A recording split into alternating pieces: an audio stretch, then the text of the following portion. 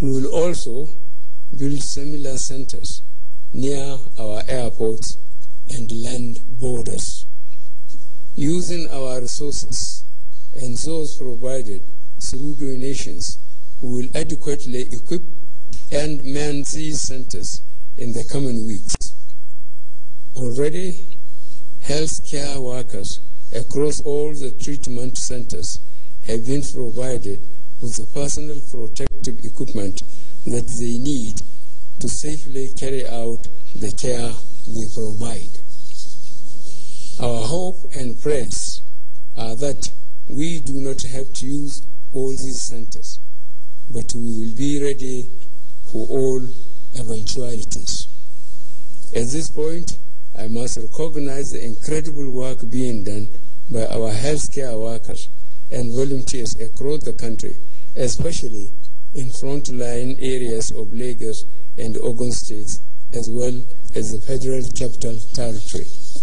You are our heroes, and as a nation, we will forever remain grateful for your sacrifice during this very difficult time.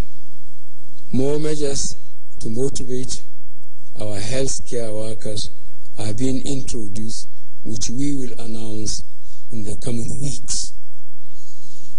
As a nation, we are on the right track to win the fight against COVID-19.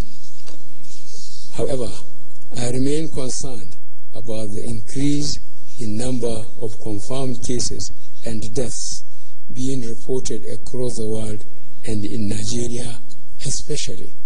On 30th March 2020, when we started our lockdown in conforming with medical and scientific advice, the total number of confirmed cases across the world was over 780,000. Yesterday, the number of confirmed COVID-19 cases globally was over 1,850,000. This figure is more than double in 2 weeks.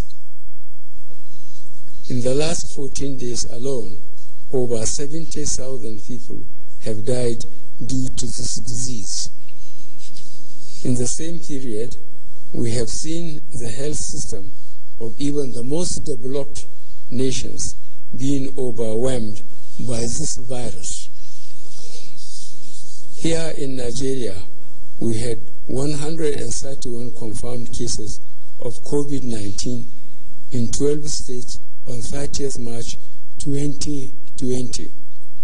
This morning, Nigeria had 323 confirmed cases in 20 states. Unfortunately, we now have 10 fatalities. Lagos State remains the center and accounts for 54% of the confirmed cases in Nigeria. When combined with FCT, the two locations represent over 71% of the confirmed cases in Nigeria. Most of our efforts will continue to focus in these two locations. Majority of the confirmed cases in Lagos and the FCT are individuals with recent international travel history or those that came in contact with returnees from international trips. By closing our airports and land borders and putting strict conditions for seafood activities, we have reduced the impact of external factors on our country. However, the increase in the number of states with positive cases is alarming. The National Center for Disease Control has informed me that a large proportion of new infections are now occurring in our communities through person-to-person contacts. So we must pay attention to the danger of close contact between person to person.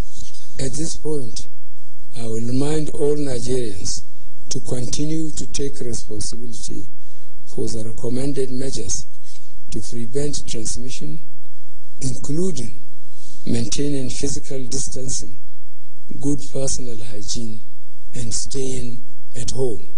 In addition, I have signed the quarantine order in this regard and additional regulations to provide clarity in respect of the control measures for the COVID-19 pandemic, which will be released soon. The public response to COVID-19 is built on our ability to detect, test, and admit cases, as well as trace all their contacts. While I note some appreciable progress, we can achieve a lot more. Today, the cessation of movement, physical distancing measures, and the prohibition of mass gatherings remain the most efficient and effective way of reducing the transmission of the virus.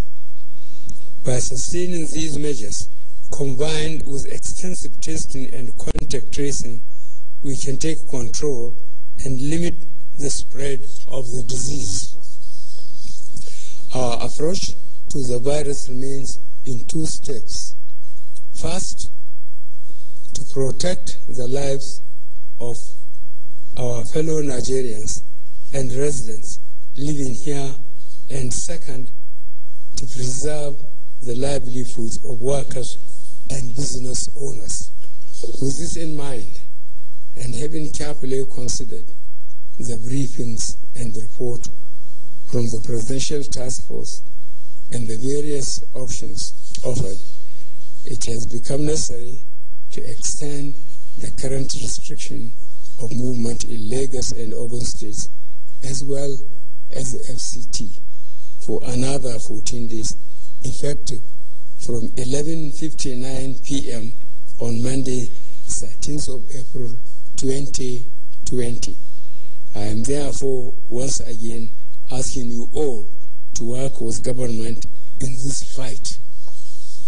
This is not a joke.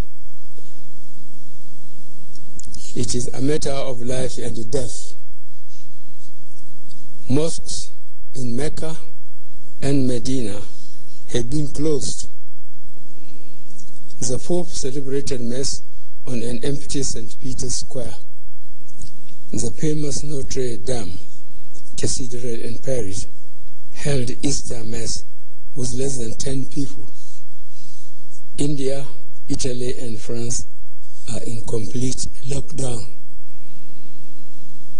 Other countries are in the process of following suit. We cannot be lax. The previously issued guidelines on exempted services shall remain. This is a difficult decision to take, but I am convinced that this is the right decision. The evidence is clear. The repercussions of any premature end to the lockdown action is unimaginable. We must not lose the gains achieved thus far. We must not allow a rapid increase in community transmission. We must endure a little longer. I will therefore take this opportunity to urge you all to notify the relevant authorities if you or your loved ones develop any symptoms. I will also ask our healthcare professionals to redouble their efforts to identify all suspected cases, bring them into care, and prevent transmission to others. No country can afford the full impact of a sustained restriction of movement on its economy. I am fully aware of the great difficulties experienced, especially by those who earn a daily wage, such as traders, day workers, artisans, and manual workers.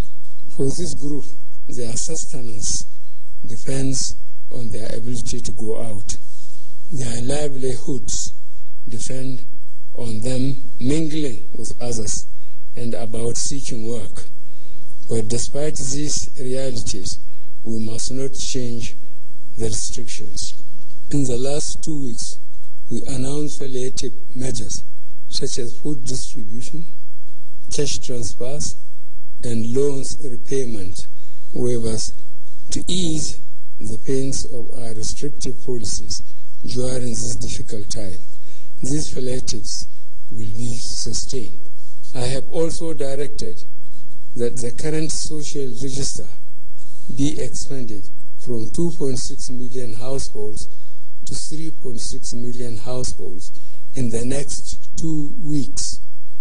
This means we will support an additional 1 million homes with our social investment programs.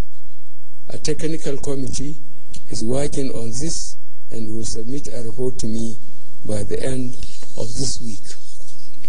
The security agencies have risen to the challenges posed by this unprecedented situation with gallantry, and I commend them. I urge them to continue to maintain utmost vigilance, firmness, as well as restraint in enforcing the restriction orders while not neglecting statutory security responsibilities. Fellow Nigerians, follow the instructions on social distancing. The irresponsibility of the few can lead to the death of many. Your freedom ends where other people's rights begin. The response of our state governors has been particularly impressive, especially in aligning their policies and actions to those of the federal government. In the coming weeks, I want to assure you that the federal government, through the Presidential Task Force, will do whatever it takes to support you in this very difficult period. I have no doubt that by working together and carefully following the rules, we shall get over this pandemic. I must also thank the legislative arm of government for all their support and donations in this very difficult period. This collaboration is critical to the short and long-term success of all the measures that we have instituted in response to the pandemic. As a result of this pandemic, the world as we know it has changed. The way we interact with each other, conduct our businesses and trade, travel, educate our children, and earn our livelihood will be different. To ensure our economy adapts to this new reality, I am directing the Ministers of Industry, Trade and Investment, Communication and Digital Economy, Science and Technology, Transportation, Aviation, Interior, Health, Works and Housing, Labor and Employment, and Education to jointly develop a comprehensive policy for a Nigerian economy functioning with COVID-19. The ministers will be supported by the Presidential Economic Advisory Council and the Economic Sustainability Committee in executing this mandate. I am also directing the Minister of Agriculture and Rural Development, the National Security Advisor, the Vice Chairman, National Food Security Council, and the Chairman, Presidential Fertilizer Initiative, to work with the Presidential Task Force on COVID-19 to ensure the impact of this pandemic on our 2020 farming season is minimized.